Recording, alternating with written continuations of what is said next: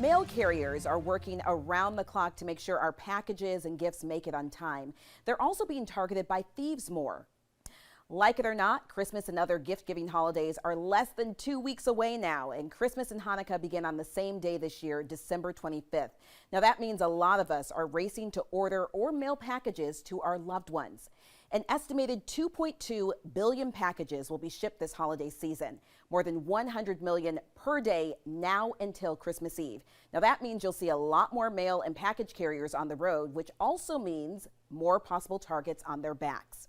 Take a look at this. The U.S. Government Accountability Office reports robberies of postal workers grew nearly sevenfold between 2019 and 2023.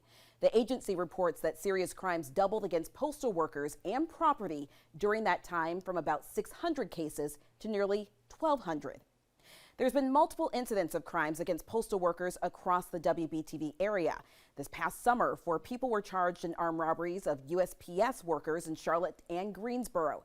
Take a look here. This is video of one of those incidents. You can see the mail carrier slowly backing away from the truck. In 2021, local mail carrier Marshawn Brooks experienced the same fate. They're after the mail because what's inside the mail, checks, credit cards, because that's how it's sent out through the mail. I look over my shoulder every day, every single day. If our mail carriers aren't safe, especially during the holiday season, neither is your mail. That's something to think about. Tonight, our National Investigates team breaks down every delivery danger and the call for change. This surveillance video out of Memphis, Tennessee is just one example. And another in Cincinnati, Ohio. Oh my God, here. Mail carriers being robbed, often at gunpoint. Please, no. Across the country, the U.S. Postal Inspection Service has issued wanted posters and alerts about these violent crimes. And agency data provided in response to our Freedom of Information Act request shows the surge from 153 mail carrier robberies nationwide in 2020 to more than triple that, 471 robberies in 2022. We've seen a drastic change. Brian Renfro is president of the National Association of Letter Carriers that represents thousands of men and women who he says now fear their job is making them a target. It breaks my heart, but infuriates me at the same time. Beyond the physical toll, there's certainly an emotional toll. Why are letter carriers being targeted? What are these thieves after? It's about gaining access to the mail. Lots of criminal organizations developed elaborate check-washing schemes to access more mail more quickly. The U.S. Postal Service has said criminals are specifically targeting letter carriers' master keys, known as arrow keys, which can then be used to open these blue collection boxes, along with cluster mailboxes common in apartment and townhome communities. And the USPS reports an increase in high-volume thefts from those mail receptacles, with more than 38,000 such incidents in fiscal year 2022.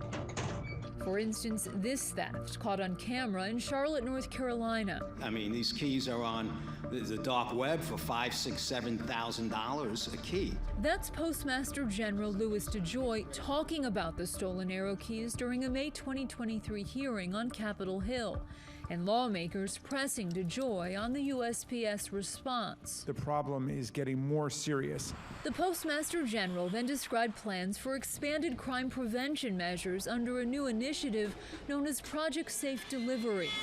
It includes the rollout of 12,000 high-security blue collection boxes, plus 49,000 electronic locks with double validation systems in select cities.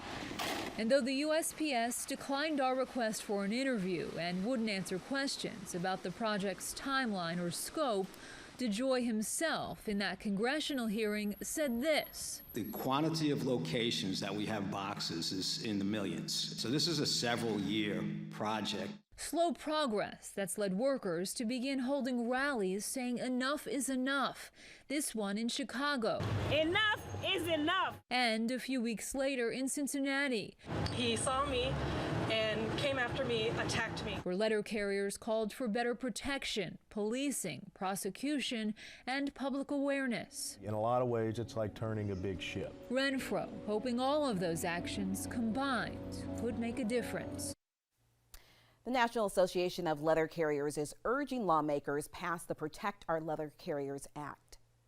We're giving you a live look right now at Capitol Hill, where this bill is currently sitting in the House chamber.